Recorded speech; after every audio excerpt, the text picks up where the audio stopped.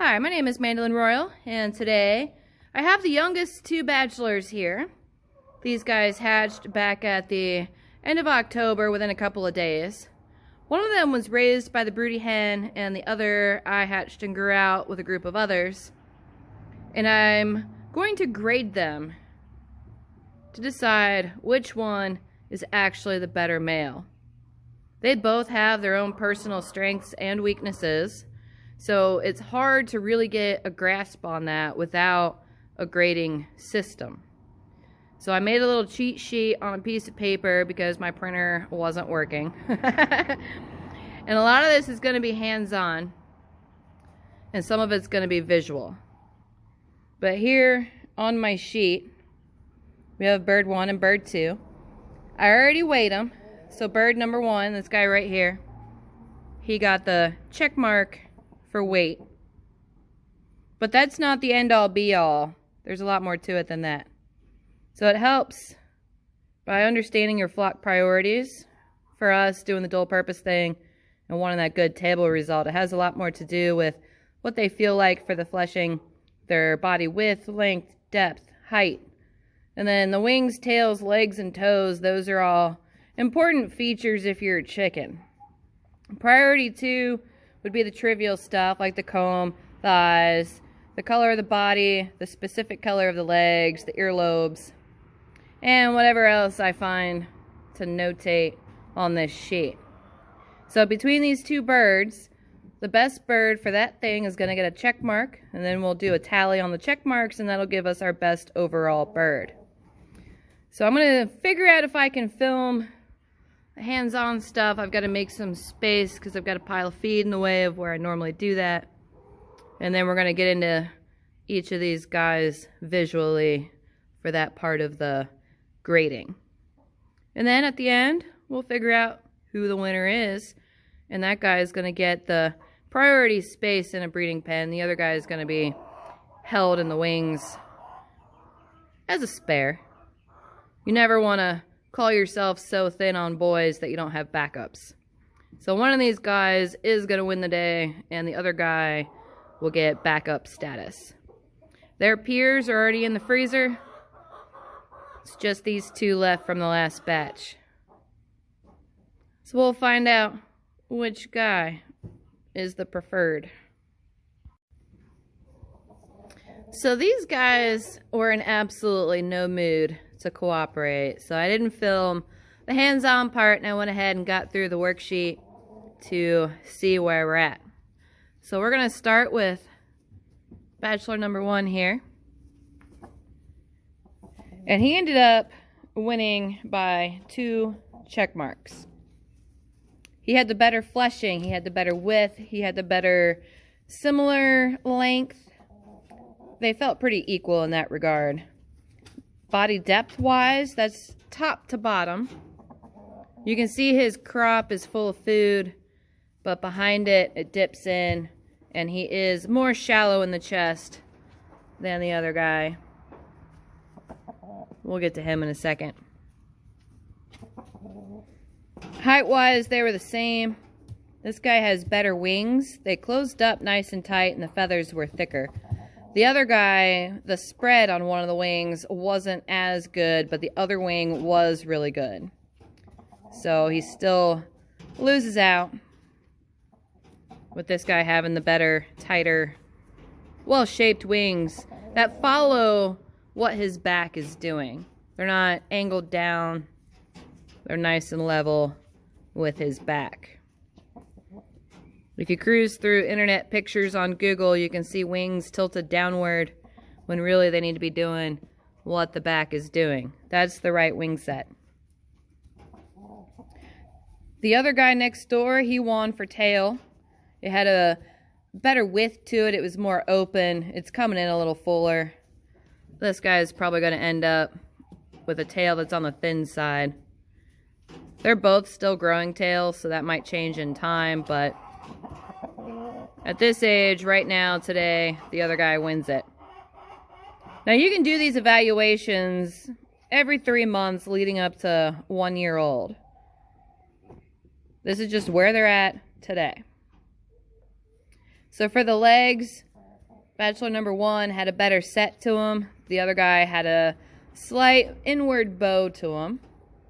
This guy has one inner bent toe. The other guy has great toes. For the combs, they're similar, but they're different. So I like this guy's comb better. It's tidier, it's cleaner, it's neater. It does have too many spikes compared to the other guy and compared to what a single comb should be with 5 good spikes to it. But it doesn't bend. The shape of the blade is really nice. The blade is the back part behind the spikes. You're not going to show me, are you? Very uncooperative birds. But if I found females for him that had fewer comb spikes, the offspring have increased odds of coming up with a pretty tidy little comb. This guy also had a slightly darker eye color. The other guy had bright orange. This guy doesn't have any yellowing. The other guy has a little bit of yellowing. Not a total deal breaker. And we'll see over the next 6 months if that changes, because that's something that can pop up after 5 months old, leading up to a year old. So it's in the wait and see category, really. This guy has pale legs and the other guy has dark legs, so he won the color contest for that. And the other guy also has some white on his earlobes, while this guy has no white on his earlobes.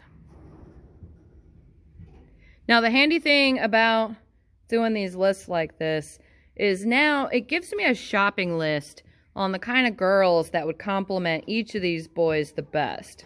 Because I do have the option to put one guy into a pen and the other guy in another pen, and then sort through the females to find the strengths that these guys have as a weakness.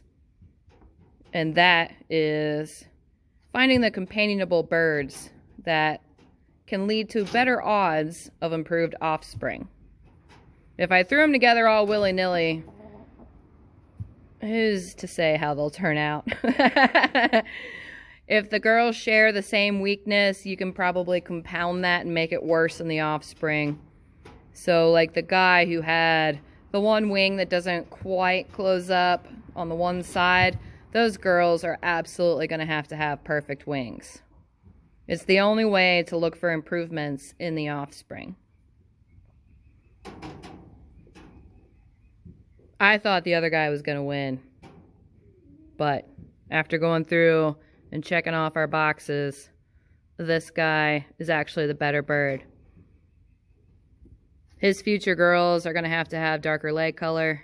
They're going to have a good, nice, wide, thick tail. And then making sure that they also had good growth rate, good fleshing. That will make sure at least all of the offspring have table traits. Definitely don't want to lose that.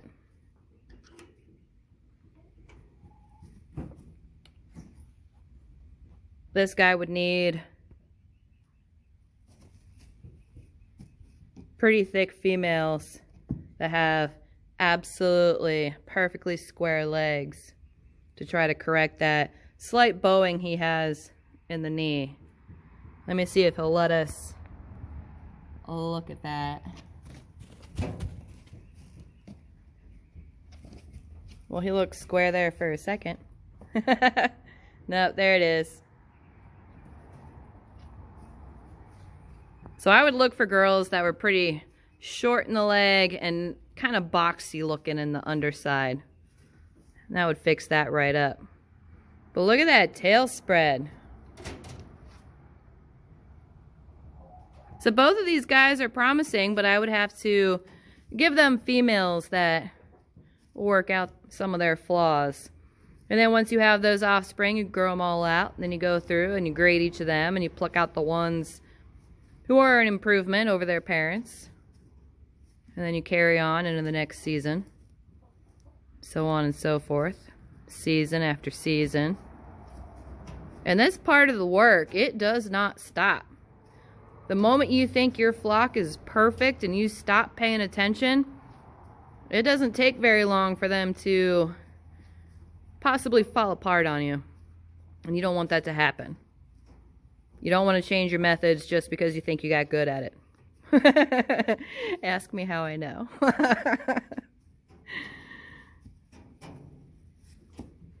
I do like the spikes on his comb a lot better, but there's a bend to the comb and the back of the blade is a little choppy with some indentations.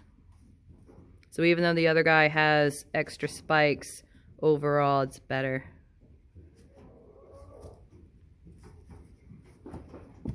The yellowing doesn't quite show, but I can see it in the shoulder.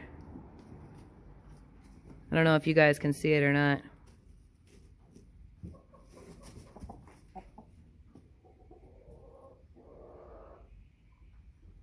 I think visually I kind of like this guy better, and it's because of those darker legs. That's why I do the checklist. That way I don't go into these decisions with bias. I don't want to look at them from 10 feet away and go, that's the best boy. Because I could be wrong. In this way, I've got to put my hands on them. I've got to nitpick them trait by trait. And then we can get to the bottom of who is actually the better bird.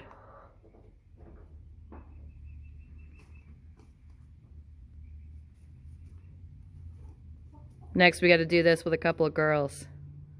So I'm going to rewrite my list and start another video on the female side of this equation. And we'll go ahead and look for the best girl for each of these. See how that pans out. I'm not going to predict based on how this worksheet went. More on this in a few. So this is a pullet that's a little bit older than these guys.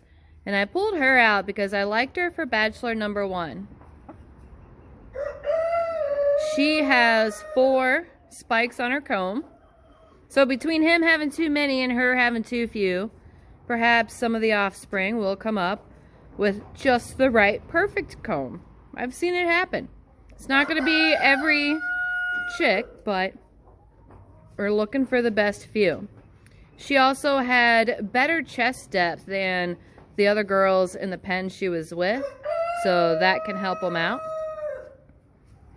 She's molting with the other ones, so her tail is thin, but the width and the spread of it, if she'll turn around and show us, that's going to come in really good. So she could help him with the tail thing.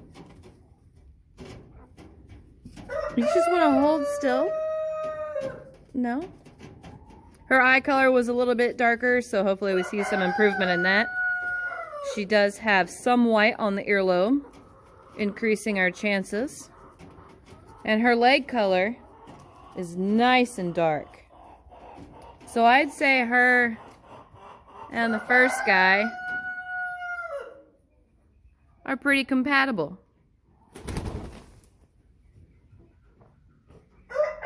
She also wanted no business in what we were doing here. But she does have a nice butterball shape to her if you look at her from above. She's got a lot of width going on. And that's always nice to see. So now I'm going to see if I can find a lady for bachelor number 2 and what could complement him the best. See if we can finally get a good side shot. These birds are moody today.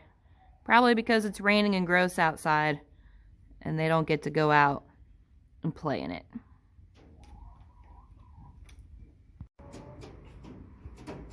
So this is a pullet who also doesn't want to cooperate.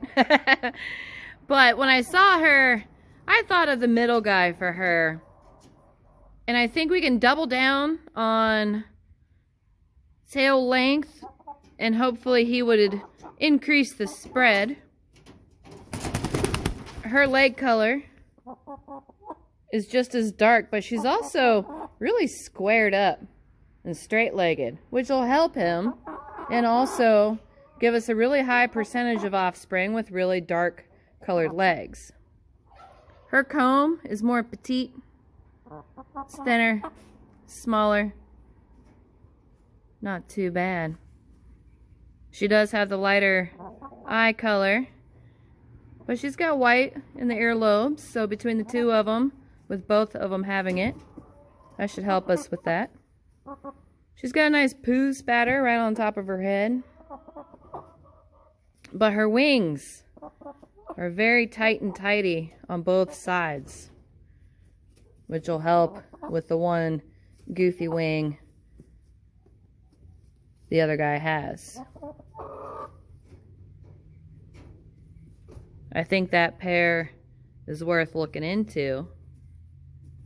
I'm going to see if I can get both of them in the same shot.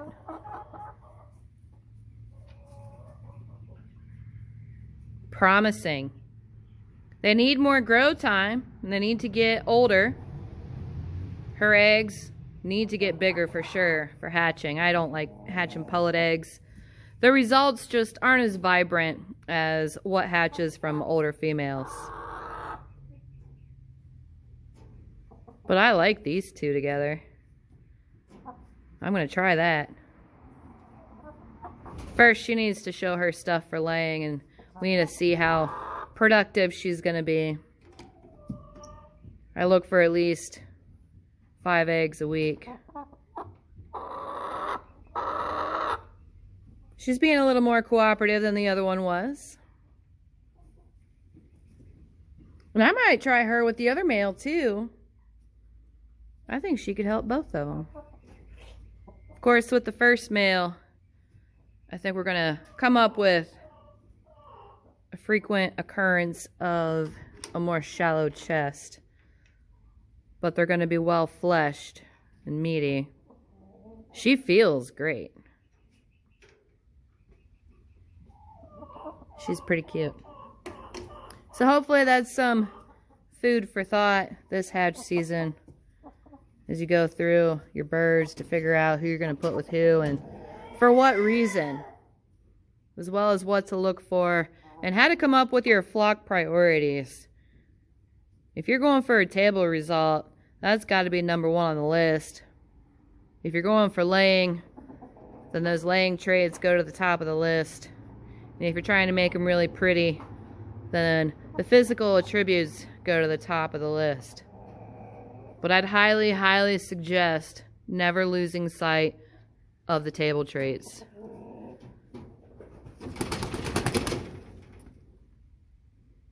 That's what makes them extra useful. And you can select for temperament too. I don't mind them when they're active, but not totally flighty. A flighty bird would not let me pet it right now.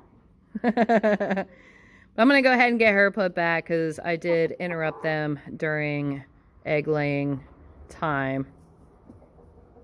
And there were a couple of them sitting in the nest box and I didn't want to disturb them. I'd really like to see deeper chests coming down though. But they're young. That might come in with time. You can't rush everything. That's the other reason for being patient and waiting until they're older, so that you can get a more clear picture of what you're looking at. I like her legs a lot though. I think she's going to finish out pretty good here in another 6 months.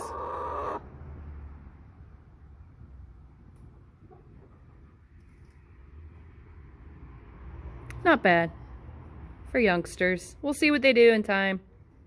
And then we'll split them up accordingly into the best possible arrangements from what we have. So more on this later. Feel free to like and subscribe to follow along with this process.